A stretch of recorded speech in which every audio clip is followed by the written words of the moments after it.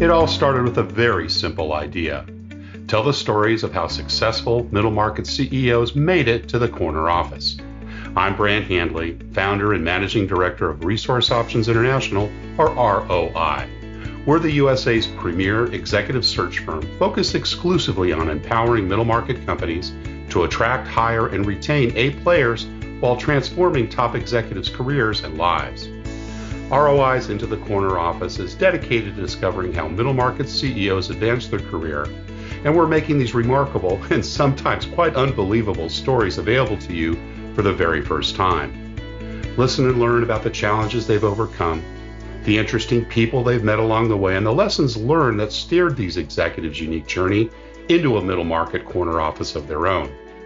I know you enjoy these CEO stories as much as I've enjoyed recording them, so thank you for listening today. And if you like what you've heard, rate us on iTunes or wherever you get your podcasts. I'm looking forward to you joining me on the next great middle market CEO adventure into the corner office.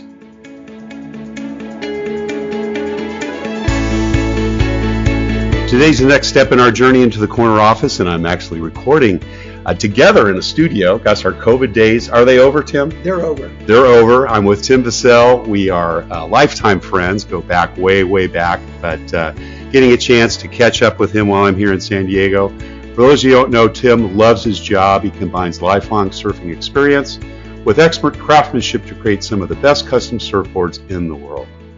Tim Bessell, founder and CEO, right? Yes, CEO. Bessell Surfboards. Yeah.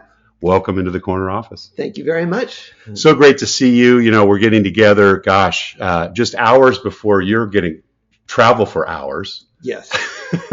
Heading to Australia. Heading to Australia, first to Fiji, flying with your family and getting together with your Natalie. Yes. And we share that in common. We both have Natalies. Yes, and I think they're about the same age. They're about the same age. Yeah. And we are both born on the same day. Yeah. Which is, pretty amazing. Not too many of us around. So yeah. Great to have you here and great to be recording this in your studio. I'm looking behind me, some of the best looking longboards I think I've seen in a long while are up against the wall. This is Tim's home, away from home. Yes. He shapes his boards in the back, has a retail out front, owns the building. I wish. Well, at least I used the parking lot up front today. Yes. So that worked out. We do have parking lot services. Access. That's good. All right. So I won't get towed. You will not get towed. That's a good thing. Well, Tim, we typically start these podcasts just getting a little bit of the backstory. And I heard a bit of yours when we got together last year. Yes. And we met for the first time in probably 30 years. But tell us a little about how you grew up, your mom and dad, what they did, and what your early family life was like. Well, I was born in Wichita, Kansas, when in 1957. We moved to La Jolla in 1959, and it was a beautiful, quiet beach town, as you remember. Oh, yes. And you could walk down the main street and not see any cars on a Sunday. Houses sold for between $10,000 to $12,000. I think my parents' first house was $18,000 on Cabrillo. Yeah. And it's a lot different now. And so I grew up in La Jolla, and we met at La Jolla High. At Muirlands. Muirlands, actually. Yeah, that's right. We were Muirlands to go. So I used to play handball. Yeah. Handball. Right? Yeah. You used to play a lot of handball. How did I just remember that? Because there wasn't much going on back in the day. It was before you surfed. Throwing cans in the street and having cars run over them. Taking pennies up to the Amtrak station in Del Mar. And, exactly. So I grew up in La Jolla. I started surfing when I was about 9 years old. Who taught you how to surf? My sister. Yeah. She was older. She got into surfing first when she was 13. And somebody else got her involved. Yeah. She had a friend, Jim Young. Do you remember the Young brothers? Family. Yeah. Yeah. So Jim got her into surfing, and then my brother. Did she learn at Windansea? No, La Jolla Shores. La Jolla Shores. Yeah, that's a better place. Yeah. And is that where she taught you too? Well, then my brother and I picked up it straight away because, we grew up at the beach and would look over back at the hill of La Jolla Shores, and there was no houses up there. And so I just fell in love with surfboards from the first time I saw it. I was really influenced by Now, it's interesting you said surfboards, not surfing. So it was the board and was the art of it. Is that something that grasped your attention? I think, yeah, my earliest memories was a family up the street. We grew up on West Maryland's Drive, which is a few blocks from here. And the two boys surfed, and they had these beautiful boards, and they were shiny, and were they long boards at that time? Oh yeah, they were probably 10 foot long, 10 foot long multiple boards. Stringers, glass on fin, and I just couldn't understand. That was when plastic was brand new. It was post World War II, and so I just fell in love with surfboards. I just couldn't understand how they made them. And then you fell in love with surfboards about the same time people that love music and play music fall in love with music. Yeah. It's in like that 11 to 15-year-old age time. Big influence on your life. I shaped my first surfboard when I was 13. My brother and our two best friends, Keith and Craig Lipscomb, they stripped down an old Velzy longboard and gave me the blank on my 13th birthday. Oh, cool is that? And my grandfather was an aerospace engineer for Boeing. And he taught me how to work with wood, with metal, with plastics, because he was just a genius. And this is at, what, 13, 15? Yeah. And so every summer we would go back to my grandparents' house in Wichita, Kansas. And he was the chief designer for Boeing at that time. And so, so I had a great trainer, mentor. And I loved David Duffy. He was just, we got along like peas in a pod. So you fell in love with boards, then fell in love with surfing. Yeah, I mean, well, and you fit a little school in between. Let's talk a little bit about that. My parents would never let me. Now, your parents. Now, we have to take a little segue. Yeah. Now, mom was an artist. PhD. No, my father was a PhD. Yeah. Mom was an artist. Yes. Dad was a doctor of psychology. And he was at university? He later on taught at UCSD, but he had his practice down here. Oh, he had his private practice. Yeah, at two different buildings. And what kind of art did mother make? She was primarily a painter, but she was a graphic designer. Yeah. And that's how she made her living. Yeah. And she would do all these beautiful renderings of women's dresses and hats and shoes. And she made a living of it. Oh, absolutely. Yeah. Cool. Yeah. And then when she got married to my father, they met when he was doing an internship at East meets West. Yeah. Well, it's interesting because it was back at that time in the early 50s, the great expansion of America. My father was from the East Coast. My mom was from the Midwest. And then they came to La Jolla. Yeah. And, there was a group of families from Wichita that actually came here at the same time. Oh, yeah, sure. Yeah. And, relatives and family. Yeah. So I grew up with art and science in a very liberal household. But you made the grades. Yeah. Well, it's interesting because I was diagnosed with dyslexia. My mother was dyslexic, but I had a mild case, so it wasn't full blown. But I had problems reading. Yeah. And then Dr. Penner from UCSD started a private school across the street behind Rigoberto's. Four houses back there. It was called the La Jolla School. La Jolla School. Dr. Penner, Dr. Salt, Dr. Monk, my father, they were all teaching this experimental school. Sweet, cool. Yeah, small classes. Yeah. All hands-on. Kind of Montessori-ish. Very, but it was a miniature university. It was the same format. Wow. Everybody would go to lectures. The whole school would go to these lectures. Huh. And I never knew this existed. Yeah, it was amazing. So it happened for 2.5 years. So I went to La Jolla Elementary School until 3rd grade, and I went there. Well, then we must have been there. Yeah, we were absolutely. Yeah. And and then I went to this experimental school, which was fantastic. We used to do math in the sand at Windansea Beach. For exercise, we'd run up and down. And this was supplementary. You still went to school, right? Or did you do that? No. It was full time. It was 8 to 2 or something. Oh, right. Okay. Yeah. But 2.5 years there, I had totally different mindset. And my skills in reading and writing were way behind. So as David Andrews said, my umbilical cord isn't that long to leave La Jolla. There was another school about 4 doors up. This is all from my shop on Westbourne Street called Evans School. Oh, yeah, I remember Evans School. Evans School yeah. was suit and tie. That's right. McGuffey reader. Yeah. And, East Coast kids came in. Yeah, and it was completely different. And Yeah. I fought it so much because I thought they were a bunch of geeks. But then 2.5 years later at this basically prep school, yeah, I got through college with a 3.2 without really doing any work. So it was pretty amazing. It's amazing. I mean, leaving Evans School and going to Muirlands was like vacation. and so that was my educational history. Yeah. My father was a child development specialist, and he wrote books. Yeah. And he was actually the first one to develop what they call emotional intelligence. Right. Yeah. But he called it emotional maturity.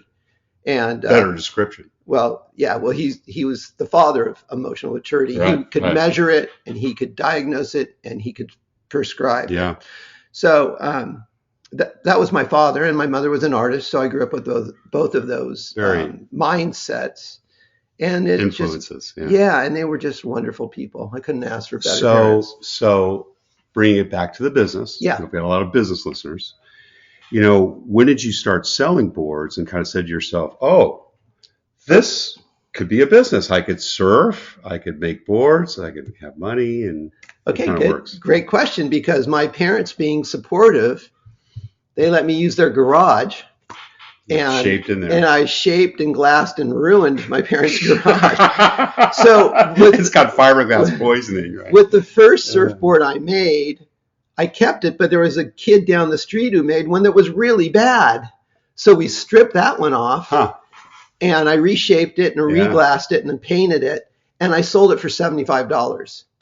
So it was on my second surfboard. I knew I could make money. Do this. And in high school and college, I was making more money than anybody, but I didn't realize it was going to plateau at almost poverty. We're going to get to that. We're going to get to that. No. So I started my own business basically because my friends would buy boards and they were cheaper and not as good. But when I was 15 and a half, I got my first job in North County at Sunset Surfboards. Right, Sunset. Famous. Because the sander, Kenny Mann, had broken his arm skating. And that was the shop that we hung out with. And Eddie knew that I made boards, and he'd seen them. And he asked me if I could come in and be a sander until Kenny came back. And that lasted about 6 months. And then I had great factory experience of sanding surfboards, which is very critical. So I probably did thousands of boards sanded. And then, this is a funny story. Eddie asked, Kenny came back. And Eddie goes, hey, do you want a job? We love working with you. And I go, yeah, sure. What do you got? He's going, do you want to do sales? And I go, yeah, sure. Why not?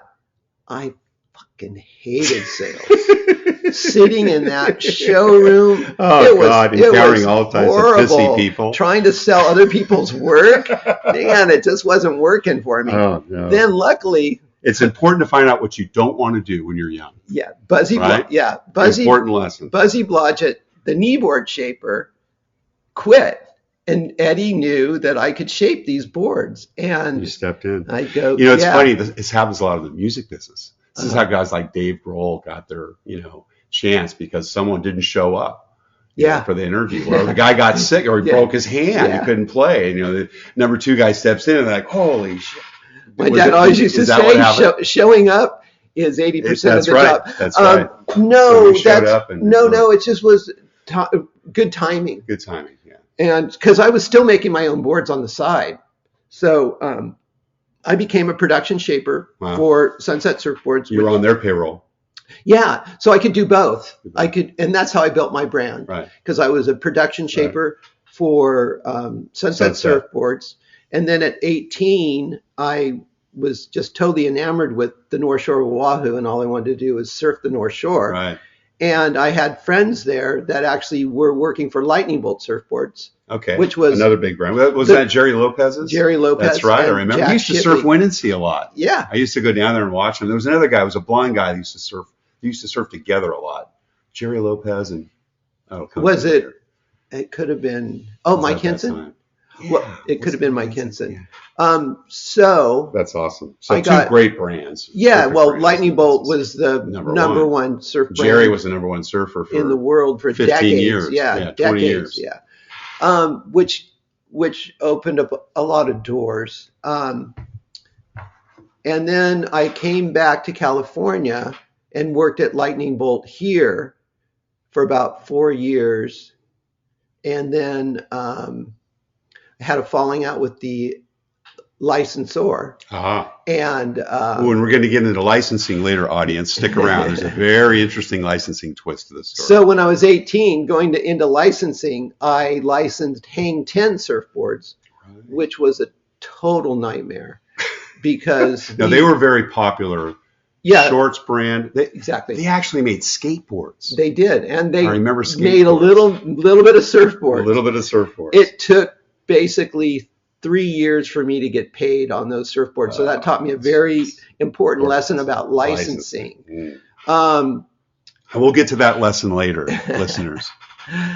So I worked at Lightning Bolt, and then I left Lightning Bolt to go to work for Billy Castor.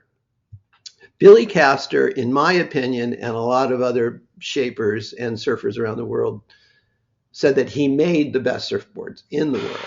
So I was going. And you would agree with that? I would totally agree with that. Wow. Absolutely. Wow. So and did he shape for Sunset? And no, he had his own. He had his own label from the beginning. Yeah. Wow. Well, he started Olympic Surfboards. Okay. Yeah. Okay. And then the Castor brand. And so I'm working my way through college as being a production shaper for Lightning Bolt Surfboards, for Sunset Surfboards, and now Billy Castor, who is just like the most wonderful human being in the world. I got like a big bonus going in there. I made more money than anybody in the industry because he paid his workers really well because he wanted the best. Yeah, he wanted the best. He wanted the best. God bless him. And important lesson, listeners. Yeah, and so I you want the best, pay for it. Exactly, and because it's just you'll always get the best that way. Yeah. Interesting side note: Billy paid his workers probably more than he got paid, and we worked together successfully for about 5 years. I shaped all his production boards, and he glassed all my boards. Right. So I was making the best surfboards in the world with Billy, who I absolutely loved and admired and respected. And unfortunately, he passed away of cancer. Oh. And at what age? He was about 40. 40. He was young. Gosh, so young. 45 maybe. And then I started my own brand. Yeah. I left college with about. And where'd you go to school? San Diego State University. So went local. Yeah. And I got a business degree, or what did you? Well, I dropped out with about 5 credits left to go because it wasn't important to me. And I knew that I didn't need a degree, and I went to university to get an education and not a degree. So you got the education and it was time to leave. Exactly. And you know what? It was 1 unit lab for psychology. I think there was a 5-hour 1 unit history lab, and there was like the fact that you remember the specifics of that is and I was pissed off because I had to take PE, but I was surfing every day, and I go, they wouldn't count that. Yeah, and I go another semester to get a degree, and my parents didn't care because they knew, because I had already been making surfboards for 10 years. Exactly. I was already at the top of. You already had your business. I was already up and going, and but my father wanted me and my brother to take over his practice, so he was a little bitter. But I remember one day he walked into the shop. Yeah. And he goes, because his office was across the street at the medical building. Right. And he just shows up one day. He goes, Tim, I'm really proud of you. Oh. I was really upset that you didn't want to take over my practice, but the HMOs have destroyed my business and you made the right decision. Oh, God bless. So, yeah, that was wonderful. And we got through that little deal. Fantastic. Great healing. So All right. So now we know. Back to the business. Fast Yeah. forward a little bit. Now, Yeah. I remember part of the story we talked about last year was your business got to a point where you were selling boards for $500 to $1,000, right? But putting a lot of time and effort into it because you were delivering high quality goods. Yeah. And it was kind of a make or break business. You ate what you hunt, right? You didn't Absolutely. shape the boards. Yeah. You couldn't pay the bills. You didn't have hand to mouth. property, hand to mouth. And then all of a sudden, ding, ding, ding, ding, someone puts into your idea about the licensing. There was a long road. A long road to get there. A long road to get there. And I'll just briefly go through it. So after Billy died, I started my own business with my own label, and I quit being a production shaper for other companies, which is a big stepping stone. Sure. And then we became one of the leading producers of surfboards, producing like 120 boards a week out of this facility. I wish we had a video listener. You could see this place. He's got, the branded logos, there are some wonderful, beautiful shots. Looks like a little bit of Windansea. Well, this was before computerized milling machines. So all the surfboards were hand shaped. I had 5 shapers that worked here. We had about 4 rooms. This was a shaping room. Oh, really? Yeah, there was 4 back to back. Facility. Yeah, so it was just a factory. Just a factory. And then the Gulf War hit. Oh, wow. And surfboards were like $350 at that time, back in the 80s, which was, pretty expensive. And then the Gulf War hit, and I remember we were doing this trade show, and there was more exhibitors than buyers. Wow. And my wife and I were selling hats and tees to go along with the surfboards. And we get to this trade show. Nobody's there, but they're going, hey, you got to start a clothing line. Huh. And we go, oh, fuck.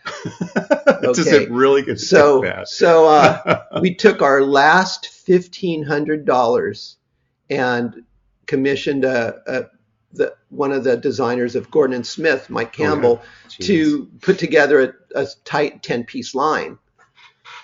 We went to the next trade show, which we had prepaid for before. So we had the sample line, we had the booth, and the Japanese came in and bought like $100,000. We'd never even done that with surfboards. You know what I mean? Whoa. So my trajectory was still going forward, even in the Great Recession. Right. And we grew that business to $5 million in about 2.5 years. Nice. And we got to a point where we needed to raise funds.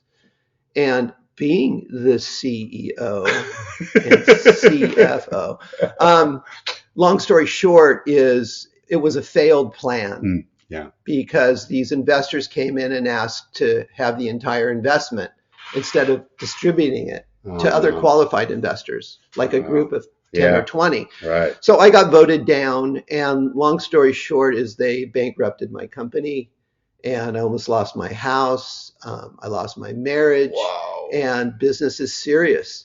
And so it took many years. I had to go back to production shaping for other companies. But that's when I had another building over on the corner, the old Natural. Now, did they take down Bessell? That was their plan. Right. And they did. And I have lots of stories about the rag trade. Yeah. And it's not fun. No. I'm glad I'm not in it. But I learned a lot. Yeah, learned a lot. I've got a PhD in garmentoism. You're thinking about Dad's practice every now and then. What that might have been like. And things were different back then because there was really no offshore manufacturing. Right. Only a few of the big guys were doing it. Yeah. So everything was made domestically, and sampling was really expensive, and you got to make 4 seasons ahead, and you got to finance those. So I folded that company, but I've always had Bessell Surfboards. Yeah. And so you never lost that. That did not go out. I've never lost Bessell Surfboards. No. So always, that's your name. Nobody wants it.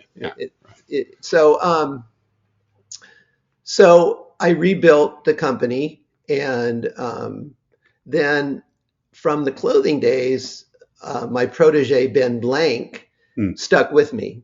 Okay. And then for a few years. He was one of your shapers. No, he was a designer. A designer. Yeah, and he was my production manager, and he did everything, graphic design.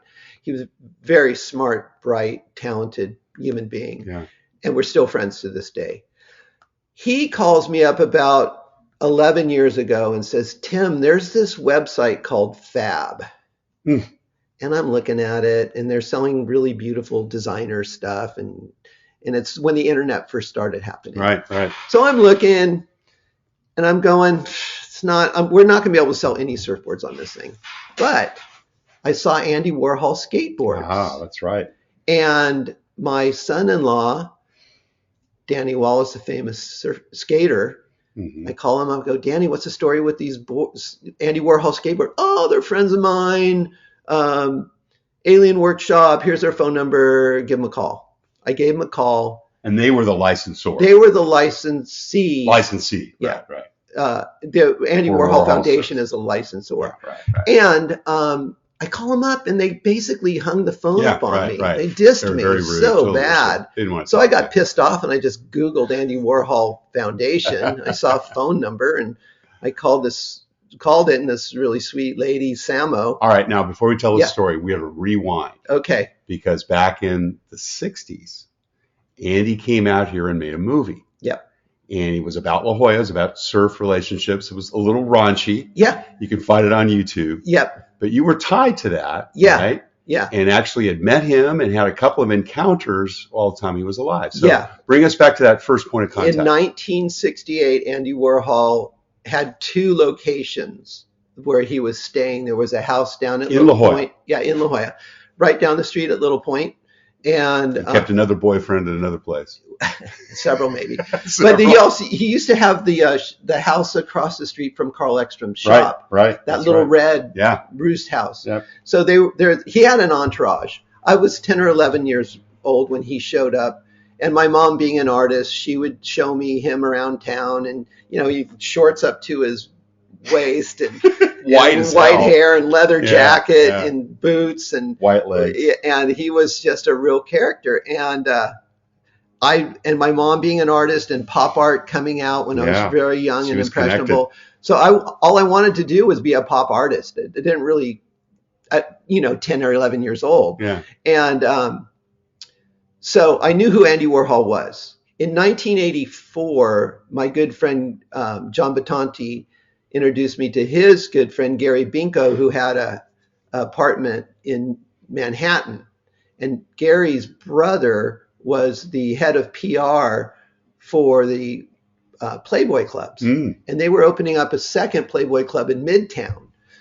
So we got invited. Playboy clubs. There's a podcast for you. We got invited. We'll spin that one off later, listeners.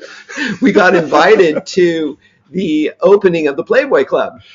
And, I'm just like, I don't know, 24 years old or something. And walking Midtown Manhattan. And there's Hugh Hefner and there's Barbie Benton. Okay, backstory. Carl, when Warhol was in La Jolla, he bought 2 surfboards from Carl Ekstrom as props for the movie, which was San Diego Surf. Right. Real raunchy, guys. Yeah. X-rated. Don't let your children see it. So Andy was friends with Carl Ekstrom. I was talking to Carl a couple weeks before I went to New York, and I said, I'm going to New York. And he goes, if you see Andy, tell him I said hi. So just like walking down the street. Yeah. Like, that's not going to freaking happen. That's never going to happen. So we show up at the Playboy Club. There's Hugh Hefner. There's all the actors that are popular at that time, and it's a big deal. And we're drinking, and we're smoking, and we're having fun. And lo and behold, there's Andy standing with 3 super beautiful, tall models, and he's just standing there. And my boys go, well, there's Andy. You want to meet him? And there he is. And I go, no, I'm not that guy. I'm not going to walk up to him. They go, we dare you. Of course. I go, okay, well, if you're going to dare me, I'm going to do it. So I walked up. I had a business card that was handmade. And like the ones you have now? It had the little man on it. Oh, with yeah, a suitcase. right. And I walk up to Andy. I go, hi, Andy. My name's Tim Bessell. We have a mutual friend, Carl Ekstrom. And that opened all the doors. He knew right away. Yeah. And so Did you remember your mom? No, he didn't know my mom. That's not right. Though they didn't meet when he was here. But she would point him out. Yeah. They were different circles, different art circles at that time. Yes. So I hand Andy this card, and he paid a really nice compliment and told him I was a surfboard shaper from La Jolla. Yeah. And he said he loved La Jolla. And a great time here. And then I got invited to Interview Magazine and The Factory, and it was, and I met Andy the next day. And so I met Andy twice, and he was just a wonderful human being, and he was a genius. Very artistic. He was my idol and hero, and so fast forward, we got a recent call, and the licensee of their skateboards has pissed you off, and you're, damn this, I'm going to get to the bottom of it. Exactly. You cold call. I called the Warhol Foundation. And you get connected to the right people. Yeah. And they basically say, hey, tell us more. Well, it's interesting. So Michael Herman, the head of licensing, grew up surfing and skating in New Jersey in the 80s. So he knew who I was. Right. Oh, right. So all that hard work. So success to me, what you have to do is you have to do it first. Right.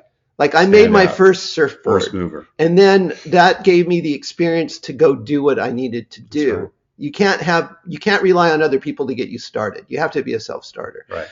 And my mantra is follow your heart, but let your mind lead the way. So say that again. Follow your heart, but let your mind lead the way. Wow. Like be practical, be smart. Yeah. And so Michael Herman and I, over a 6-month period, decided, yes, let's do surfboards. But the San Diego Surf movie was filmed in 1968 in La Jolla, and it got shelved. It got shelved till the release in 2012, which was when so it was serendipitous that I called them at the time that the movie was getting released. Oh my gosh, that's wild. And then Michael goes, okay, what is some compelling reason why we should give you this license? And I go, well, I met Andy Warhol. When I was 8. Well, when I was like 24. And he lived down the street from me in La Jolla. And he said La Jolla was the most beautiful place he had ever been. That's right. So that's the compelling reason. Yeah. And I have a connection with Warhol. Yeah. And none of those people did. Right. Did they know who Carl Ekstrom was? I don't think they knew who Carl Ekstrom, because nobody saw the movie until the end. Yeah, right. And you know the surprise ending. So I called him up, and Ben Blank works for Intuit, which is a huge company, and owns TurboTax, exactly. And he's always into tests. Let's do a test. Oh shit! So I had a 6-month trial period to get the license, to secure the license. We had already done it, but I could bail. So I'm going, how the fuck am I going to sell these things? And what do we even charge? Because surfboards are, $500. Who knows? They can't be $500. And it'd been a grind, right? Oh yeah. At that point in time, I was rebuilding my company. That was a decade ago. Yeah. And so you tested the market. I put down a list. What did the market tell you? It told me that people who like surfing and like Andy Warhol will spend $5,000 and up on a surfboard. So basically, 12x. I added 1 0, and that's all I did. And then on the secondary market, this turquoise Marilyn Monroe went for $8,400. Oh my God! Which was $1,400 more than the $7,000 list price. So I go, okay, well, that's the benchmark. And aren't some of these now like collector's items that are worth like $50,000? Well, we have the Elvis, the triple Elvis, which is $50,000, and that's per board. That's for a triptych. But I do other work for other artists, and we just did a program with Kenny Scharf.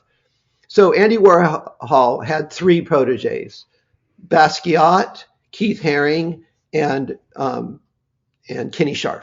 Mm-hmm. Both Haring and Basquiat are gone, but Kenny's still alive.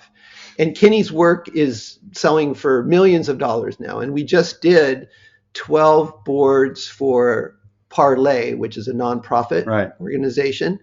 And they all sold for $65,000 and up. Wow. So that's fabulous. So the 65,000. Yeah. For boards that you used to sell for 350 to 500. Yeah. Pretty much the same. Yeah. Yeah. Little bit of art, a little more work. Not much. Well, the construction's the same. It's the art that's the value. So so the time put into it, and you have that type of return. Yeah. So what did it allow you to do? How did you change your? How did it really help? Well, from you living take hand your to mouth, trajectory? from living hand to mouth. I mean, in the clothing business, we did make a lot of money, but in clothing, you can make lots of money and then lose lots of money because that's just the game. Yeah. It's one of the margins are thin. One of the most risky businesses in the world. I think it's third next to restaurants and bars. So rebuilding my company and raising 2 kids on my own was quite challenging.